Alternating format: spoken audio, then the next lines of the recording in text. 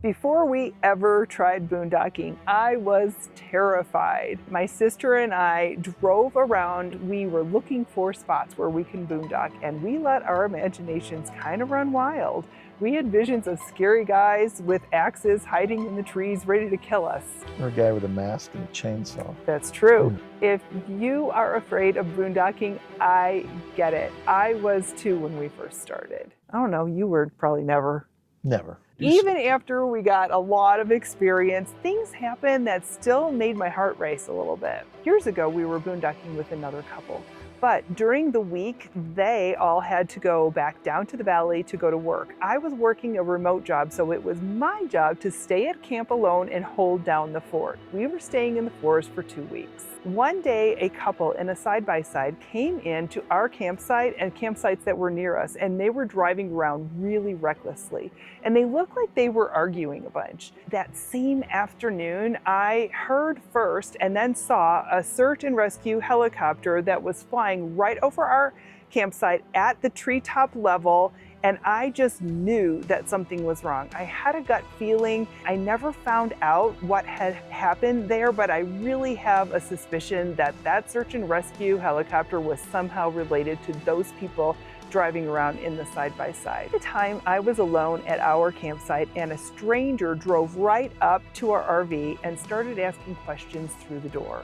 I kind of felt like he was trying to figure out if I was in there alone or not. I stayed polite, but I was definitely short with him. Until Pete got back to camp later in the week, I was on edge all week long. It was not a good feeling. Even now, we stay aware of our surroundings, and fear really isn't a bad thing unless it gets totally out of control, because it actually can help you prepare.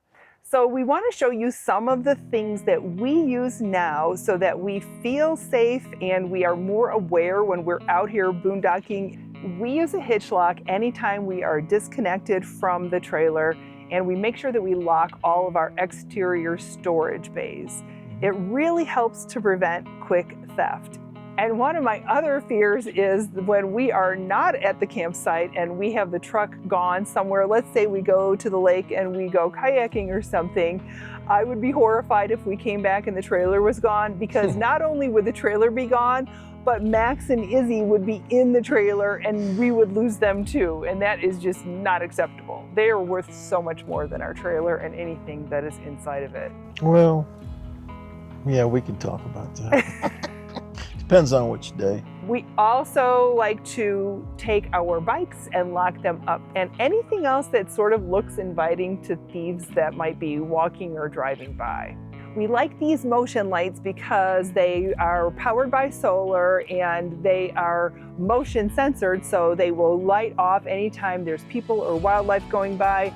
And these little things let you kind of like hang it on anything you want. Pete keeps this mag light on the side of the bed because not only is it a flashlight, but it can absolutely be used as a weapon if you need to. All right, hands. Sprays are also really good. This one's a pepper spray and this one is a bear spray. Anytime you think about using spray, make sure that you are upwind of the spray so when you spray, it isn't coming at you. Pete has his favorite devices too, and they do double duty. I'll let him share what those are all about. Well, as everyone knows, I love playing baseball, so I always keep my baseball bat handy just in case the game breaks out. And we need to score. That's right. That's the way to put it. Sometimes we got to score. Yeah, knives are always good to have laying around, but you got to have to be able to use it with one hand. I think I keep these in my pocket just in case a bear attacks us or something like that. This is an IR, but not monocular actually. So this allows you to see in the dark. We also at home have some thermal imaging that we didn't bring. And I think that's one of the scariest things when you're out here in the forest at night and it's pretty dark, even when we have our little landscape lights on. You want to see a little bit beyond what the lights will illuminate. So these things come in handy for that. Humans are, I think, more scary than animals, the crazy ones anyway. Wild animals are wild, and you just never know for sure what they're going to do. So you don't ever want to hurt them. You don't want to get too close to them. But if something happens and that confrontation does happen, you want to be prepared to be able to protect yourself from them. Binoculars during the day, they help out. We also have a ring camera, which is, we have these at home too. And these are really nice so that we can see what's happening at the campsite even when we're not here. And obviously they record things, so if there's something that's happening at night, we can see that. And we leave them run 24 hours a day. Now, the one thing about the ring camera is it requires an internet connection. And when you're out here in the middle of nowhere, you often don't have a good cell signal. So we do use Starlink, and we have it on all the time, but not everybody uses Starlink. That obviously takes Starlink, but it also takes power. We've got lots of batteries, we've got lots of solar. Let's say we're out kayaking on a lake and we don't have cell coverage there. The ring camera can be going off and the ring alerts can be going off, but we're not getting them because we don't have coverage there. And then once we drive back into coverage range, then we'll see, okay, something was going on. Cool thing is everything's recorded on the cloud. So we'll know who ripped off our stuff. Right.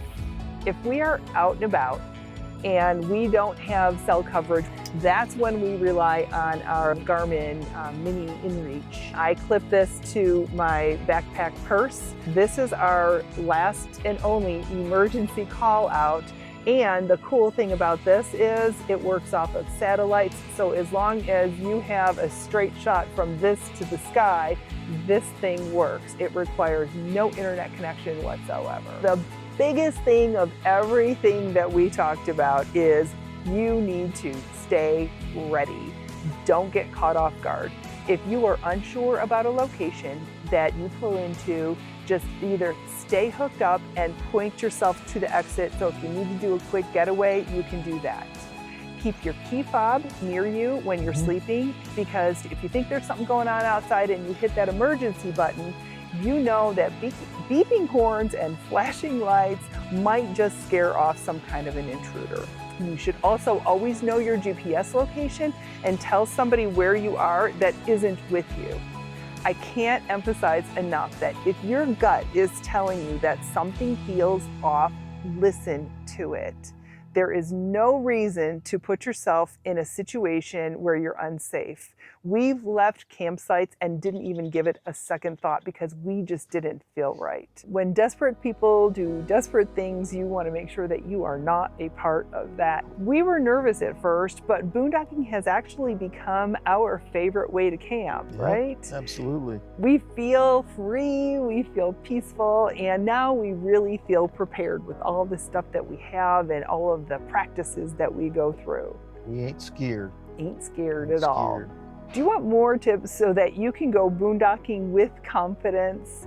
We've got you covered.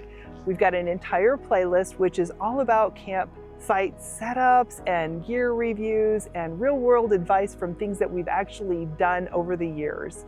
So I'm going to leave a link for that in the description below. You can check that out. We make these videos to help you to enjoy RV life with confidence, even when you are out in the middle of nowhere. If you have any questions or suggestions, please leave a comment below, and we'll see you next time. Yeah, we got it figured out, so listen to us.